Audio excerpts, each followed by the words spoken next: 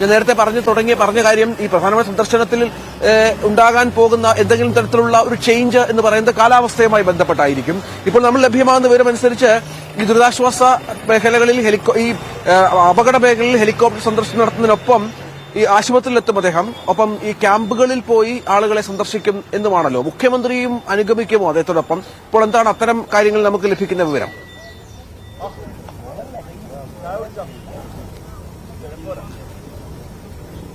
രഞ്ജിത്ത്, കണ്ണൂരിൽ നിന്ന് പ്രധാനമന്ത്രിക്കൊപ്പം മുഖ്യമന്ത്രിയും ഒപ്പം തന്നെ ഗവർണറും സുരേഷ് ഗോപിയും ഉണ്ടാകുമെന്നാണ് നിലവിൽ അറിയിച്ചിട്ടുള്ളത് എന്നുള്ളതാണ് നമുക്ക് മനസ്സിലാക്കാൻ സാധിക്കുന്നത്. അതിനുശേഷം ഈ ആകാശമാർഗം ഈ പ്രദേശങ്ങളിൽ സന്ദർശിക്കുമ്പോഴും ഇവരും ഉണ്ടാകും. ഒപ്പം തന്നെ ദുരിതാശ്വാസ ക്യാമ്പുകളിലേക്ക് എത്തുമ്പോഴും ഇവരുടെ സാന്നിധ്യം ഉണ്ടാകുമെന്നാണ് നമുക്ക് മനസ്സിലാക്കാൻ സാധിക്കുന്നത്. ഒരുപക്ഷെ ആ രീതിയിലാണ് ഇപ്പോൾ ഷെഡ്യൂൾ തയ്യാറാക്കിയിരിക്കുന്നത്. ഒരുപക്ഷെ അതിലെന്തെങ്കിലും മാറ്റം ഉണ്ടാകുമെന്ന് നമുക്കിനി കണ്ടറിയേണ്ടിയിരിക്കുന്നു. എന്തായാലും ആകാശമാർഗം ഈ ദുരന്തബാധിത മേഖലകളിൽ മുഖ്യമന്ത്രി ഉറപ്പായും ഉണ്ടാകും, ഗവർണർ ഉറപ്പായും ഉണ്ടാകും. അതിനുശേഷമായിരിക്കും പിന്നീട് അവർ ഈ ക്യാമ്പുകളിലേക്ക് വരുന്നതിന് വേണ്ടി തിരികെ ഈ SKMJ ഗ്രൗണ്ടിലേക്ക് വീണ്ടും ഹെലിപ്പാഡിൽ വന്നിറങ്ങും. ഇവിടെ നിന്ന് പ്രത്യേകം തയ്യാറാക്കിയിട്ടുള്ള വാഹനങ്ങളിൽ വലിയ സുരക്ഷാ സംവിധാനങ്ങളോട് കൂടിയാണ് ഇവിടുന്ന് പുറപ്പെടുക. അവിടെ നിന്ന് ക്യാമ്പുകളിലേക്ക് ആയിരിക്കും ഒരുപക്ഷെ ആദ്യം പോവുക. അതിനുശേഷമായിരിക്കും ഹോസ്പിറ്റലിലേക്ക് പോവുക എന്നാണ് നമുക്ക് മനസ്സിലാക്കാൻ സാധിക്കുന്നത്. അതിനു പുറമെ അതിനുശേഷം അവിടെ രണ്ടിടത്തും പോയതിനു ശേഷം അവിടുത്തെ ജനങ്ങളെ കണ്ട് കാര്യങ്ങൾ നേരിട്ട് പറഞ്ഞു കാര്യങ്ങൾ അവരിൽ നിന്ന് മനസ്സിലാക്കിയതിനു ശേഷം തിരികെ ഈ റിവ്യൂ മീറ്റിംഗ് നടക്കുന്ന കളക്ടറേറ്റിലേക്ക്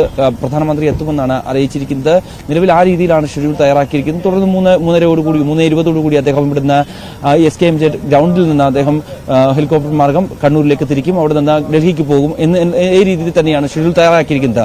ഒപ്പം തന്നെ നമ്മൾ നേരത്തെ സൂചിപ്പിച്ചതുപോലെ തന്നെ നേരത്തെ ടാൻകുര്യം പറഞ്ഞതുപോലെ തന്നെ ഈ കേന്ദ്ര സംഘം ഇന്നലെ എത്തിയിരുന്നു. അതിൽ കേന്ദ്ര സംഘത്തിന്റെ ഈ ഒരു സന്ദർശനം ഇന്നലെ വൈകിട്ടോടുകൂടി ഉണ്ടാകുമെന്നായിരുന്നു ആദ്യം അറിയിച്ചിരുന്നത്. പക്ഷേ പിന്നീട് ഇന്ന് പ്രധാനമന്ത്രി എത്തുന്ന ഒരു പശ്ചാത്തലത്തിൽ കൂടി അവരുടെ സന്ദർശനം രാവിലത്തേക്ക് മാറ്റുകയായിരുന്നു. സ്വാഭാവികമായും ഇവിടുത്തെ റിപ്പോർട്ടുകളെല്ലാം തന്നെ നേരത്തെ തന്നെ ഇവിടുത്തെ ദുരിത നിവാരണ അതോറിറ്റിയും ഒപ്പം തന്നെ മറ്റു ജിയോളജിക്കൽ സർവേ ഡിപ്പാർട്ട്മെന്റും ഡിസാസ്റ്റർ മാനേജ്മെന്റ് അടക്കമുള്ള റിപ്പോർട്ടുകൾ നേരത്തെ തന്നെ ഈ ദുരന്തവുമായി ബന്ധപ്പെട്ട് അവർക്ക് സമർപ്പിച്ചു കഴിഞ്ഞ ഒരു കാര്യം തന്നെയാണ്. അത് അവർ പഠനത്തിന് വിധേയമാക്കിയിരുന്നു. ഒപ്പം തന്നെ നേരിട്ടെത്തി ഇവിടുത്തെ കാര്യങ്ങൾ വിലയിരുത്തുന്നതിന് വേണ്ടിയാണ് രാജീവ് കുമാറിന്റെ നേതൃത്വത്തിലുള്ള സംഘം, കേന്ദ്ര ആഭ്യന്തര മന്ത്രാലയം ജോയിന്റ് സെക്രട്ടറി കൂടിയായിട്ടുള്ള രാജീവ് കുമാറിന്റെ നേതൃത്വത്തിലുള്ള സംഘം ഇവിടേക്ക് എത്തിയത്. 9 അംഗ സംഘമാണ് എത്തിയത്. അതിൽ പ്രധാനപ്പെട്ട എല്ലാ വിഭാഗങ്ങളിൽ നിന്നുള്ള ഉദ്യോഗസ്ഥർ ആ ഒരു സംഘത്തിൽ ഉൾപ്പെട്ടിരുന്നു. കാരണം ഇതിന്റെ ഒരു വ്യാപ്തി മനസ്സിലാക്കണമെങ്കിൽ നേരിട്ട് വന്ന് കണ്ടാൽ മാത്രമേ മനസ്സിലാകൂ. ഒപ്പം തന്നെ ഇവിടുന്ന് നൽകിയ റിപ്പോർട്ടിന്റെ പ്രകാരം എത്രത്തോളം വലിയ ദുരന്തമാണ് ഈ ഒരു വയനാടൻ ജനതയ്ക്ക് ഉണ്ടായത്.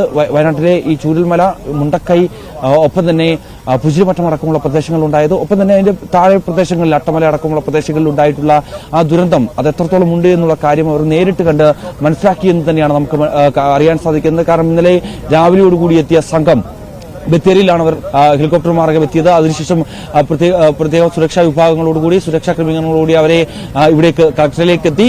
അവിടെ മന്ത്രിതല ഉപസമിതി ഉണ്ടായിരുന്നു. മന്ത്രിമാരായിട്ടുള്ള AK ശശീന്ദ്രൻ, ഒപ്പം തന്നെ K Rajan, PM Muhammad Riyas, OR Kelu അടക്കമുള്ള മന്ത്രിമാരും അതിനു പുറമെ മറ്റു പ്രധാനപ്പെട്ട ഉദ്യോഗസ്ഥരുണ്ടായിരുന്നു. ജില്ലാ കളക്ടർ ഉണ്ടായിരുന്നു. ജില്ലാ പഞ്ചായത്ത് പ്രസിഡന്റ് മുതൽ ഗ്രാമപഞ്ചായത്ത് പ്രസിഡന്റുമാർ വരെ ഈ ഒരു മീറ്റിംഗിൽ പങ്കെടുക്കുകയും ചെയ്തിരുന്നു. കാരണം കൃത്യമായി ഈ വിവരങ്ങൾ എന്തൊക്കെയാണ് സംഭവിച്ചത്, എന്തൊക്കെയാണ് നഷ്ടപ്പെട്ടിട്ടുള്ളത്, എത്രത്തോളം പേർക്ക് ജീവഹാനി സംഭവിച്ചിട്ടുണ്ട്, എത്രത്തോളം പേർ ഇപ്പോൾ ക്യാമ്പുകളിൽ ദുരിതമനുഭവിക്കുന്നു അടക്കമുള്ള കാര്യങ്ങൾ ഇവർ കൃത്യമായി ബോധിപ്പിക്കുകയും ചെയ്തിട്ടുണ്ടായിരുന്നു ഈ ഒരു സംഘത്തെ. അതുകൊണ്ട് തന്നെ അതൊക്കെ വെച്ചായിരിക്കും ഇവർ ഈ ഒരു റിപ്പോർട്ട് തയ്യാറാക്കുക. ആ റിപ്പോർട്ടാണ് വളരെ പ്രധാനപ്പെട്ട നിർണായകമാകുന്നത്. കാരണം അത് പരിശോധിച്ചതിനു ശേഷമാണ് ഏത് കാറ്റഗറിയിൽ ഈ ഒരു ദുരന്തത്തെപ്പെടുത്തണം, ദേശീയ ദുരന്തമായി പ്രഖ്യാപിക്കണോ, അതല്ലെങ്കിൽ നമ്മൾ നേരത്തെ പറഞ്ഞതുപോലെ തന്നെ L3 കാറ്റഗറിയിൽ ഉൾപ്പെടുത്തി ഉള്ള പാക്കേജുകൾ അനുവദിക്കാനുള്ള അടക്കമുള്ള നടപടികളിലേക്ക് ഈ കടക്കുകയും ചെയ്യും. എന്തായാലും രാജീവ് കുമാർ